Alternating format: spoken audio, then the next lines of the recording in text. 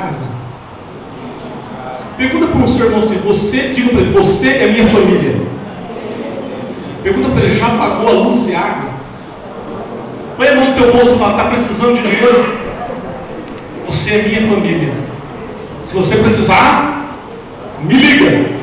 Me dá o número do seu celular, se você tem coragem mesmo, dá o número do celular para ele. Não é família?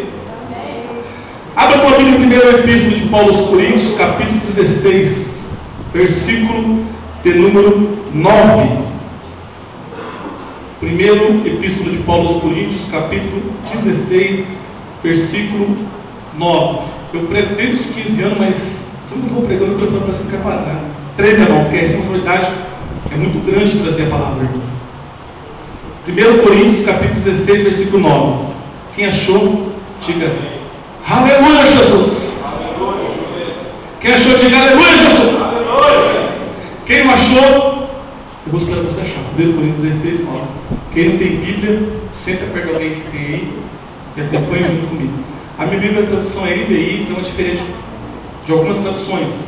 Mas eu queria que duas pessoas com traduções diferentes lessem esse mesmo texto. Então eu vou ler na tradução da minha Bíblia, e se a sua Bíblia tiver uma tradução diferente, você vai ler, você vai ficar de pé e ler em alto e bom tom para que todos escutem. Quem entendeu, diga eu entendi, pastor. Não, diga eu entendi, pastor. Diga eu entendi, pastor. Porque se abriu para mim uma porta ampla e promissora, e há muitos adversários. Quem tem uma tradução diferente? Porque uma porta grande e eficaz se abriu, e há muitos adversários. Outra tradução. Porque uma porta grande e oportuna para o trabalho se abriu, e há muitos adversários. Viu aí uma porta eficaz, uma porta oportuna? A minha Bíblia diz uma porta ampla e promissora. Mas tem uma coisa, não vai ser fácil não. Por que não vai ser fácil? Porque tem muitos adversários. Sabe o que eu leio esse texto durante a semana? Eu meditei a semana inteira no texto. E essa noite eu até sonhei um pouco com esse texto, quando meditar nele. E eu aprendi, irmão, que há dois modos de interpretação aqui que as igrejas fazem, que algumas igrejas fazem. Dois extremos aqui. O primeiro extremo que algumas igrejas ensinam é uma parte do versículo. E tem igrejas que ensinam a outra parte. Tem igreja que ensina que uma porta se abriu. E a igreja prega só isso, uma porta vai abrir para você. O pastor disse aqui, né? Além do sacrifício, traga porque Deus vai te dar. E vamos ungir a tua casa, vamos fazer isso acontecer. Uma porta se abriu. Igrejas que pregam só isso. Só a parte do texto, a primeira parte do texto, a primeira parte do versículo, uma porta se abriu. E tem igrejas que pegam a outra parte do texto que diz, olha, mas tem adversário. Tem igrejas por aí que você conhece, que tudo é o demônio. Eu até queria fazer, mas o demônio não deixa. Eu até queria fazer, mas o diabo não deixa. Ou para colocar no extremo, o capeta não deixa. E eu tenho que fazer isso porque vai espantar o capeta. Eu tenho que colocar uma rosa porque vai espantar o diabo. Igrejas que acreditam muito na supremacia de Satanás. E tem crentes que parece que vivem em função do diabo. Eu não posso fazer nada porque o diabo não deixa, irmão. Está errado. A Bíblia diz que uma porta se abriu e diz também que tem adversário. Não diz só que uma porta vai se abrir. Diz também que tem adversário. Diz as duas coisas. A teologia do negativismo pregando aí que tem adversário. Você não pode fazer isso porque tem adversário. O diabo vai fazer isso, vai fechar a porta. O diabo vai fazer acontecer. Prega a teologia do negativismo. A outra que prega a teologia da prosperidade. Olha, Deus vai abrir, Deus vai fazer, Deus vai acontecer. Mas a Bíblia diz e Paulo diz: uma porta se abriu, mas tem adversários. Toda porta grande. O que quer dizer isso? Que toda porta grande que abre na nossa vida, ela vem com dificuldade. Diga para o seu irmão, toda porta que abrir para você, ela vem com dificuldade.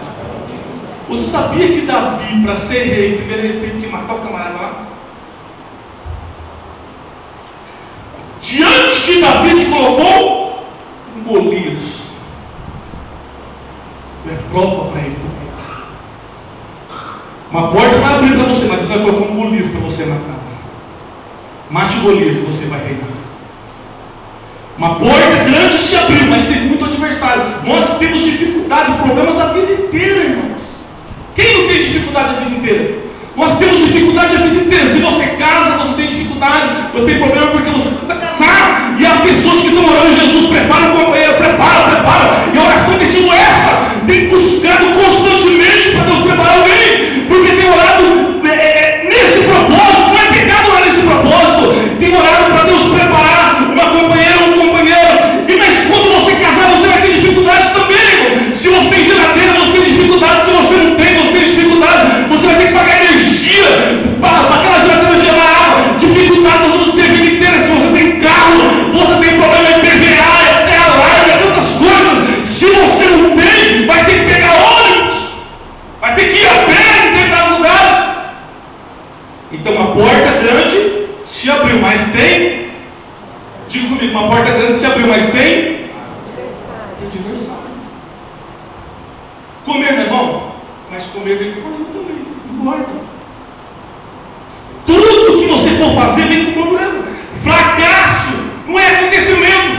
Fracasso não é uma pessoa, fracasso é um acontecimento. Tem gente que diz, eu sou um fracassado. Não é um fracassado, porque fracasso não é pessoa. É alguma coisa que acontece.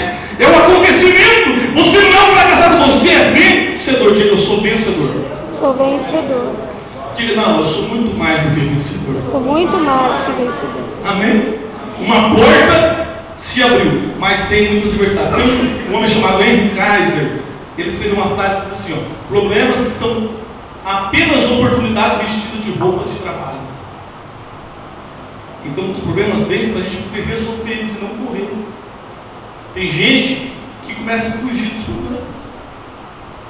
Surge uma dificuldade ali, então ele já começa a murmurar, já começa a blasfemar de Deus, diz, olha, onde estão as promessas de Deus? Deus disse que ia acontecer isso comigo. Eu lembro que quando eu fui dirigir a primeira igreja, então, quando Deus me mostrava assim, sonhos, Ele mostrava uma igreja grande. Uma igreja grande. E toda vez que eu sonhava, eu estava com uma igreja grande. Um dia Deus me mandou para uma cidade pequena, e eu fui ali com 30 mil habitantes. E quando eu cheguei, Deus disse, olha, vai naquela cidade, porque eu já preparei um povo para você lá. E eu cheguei, estava um povo lá. Sabe quem estava lá? Eu, minha mulher e as crianças. Eu disse para Deus, mas o Senhor se preparou um pouco, você começa com a tua família. Começa com a tua família. E ali foi crescendo a igreja. Mas nós começamos com a minha casa ali fazendo culto. Eu pregava para a minha família. E tinha vez que eu pregava, como eu estou pregando para vocês aqui, eufórico. E eu dizia, por que Deus está aqui essa noite? Minha filha mais velha. Eu dizia, papai, essa noite está aqui demais. O vizinho está ouvindo ali. A vizinha está ouvindo do outro lado. Eu digo, Deus vai curar você essa noite. Minha família estava assim, vai curar mesmo, Jesus. E a minha família ali, todo culto ali, orando para Deus. Hoje, a igreja ali, uma cidadinha pequena, tem muito mais de 50 membros, nós deixamos. Mas sabe o que aconteceu, irmão? Porque havia uma promessa de Deus, mas a promessa de Deus vem com uma barreira para você. Ela vem com uma dificuldade. Derruba a dificuldade e você vai alcançar a vitória. Você está achando que as coisas na vida vêm de mão beijada? É só eu deitar numa rede e tomar Coca-Cola e dizer eu quero trabalhar para o meu Senhor, ser escravo do amor. Eu quero trabalhar e tomar Coca-Cola? E Deus vai me ouvir do céu e vai dizer, olha, eu vou dar para esse meu filho porque ele está suado ali. O sol bateu do lado da rede ali. Se você perguntar para alguém aí que é empresário, como que foi que começou? Eu trabalho numa rede de mercado, que eu não quero fazer propaganda da rede que algumas pessoas conhecem, mas principalmente nessa loja que eu estou trabalhando hoje, ela tem 3 quadros ali que eu acho interessante, mas quando eu paro, eu fico olhando. Quando começou a rede, começaram com um armazém. E está lá o dono do mercado assim, atrás do armazém, com a carinha meio triste, dizendo assim, será que vai entrar alguém aqui para comprar? Eu fico olhando para aquele quadro e fico pensando, tá? Ele ficou pensando ali, um armazém simplesinho e ele atrás do lado, triste, assim, com uma roupinha belíssima. Eu não sei o que estava pensando ali, mas o semblante dele estava muito triste naquele quadro. E hoje a rede é uma rede de supermercados que estourou em todo lugar.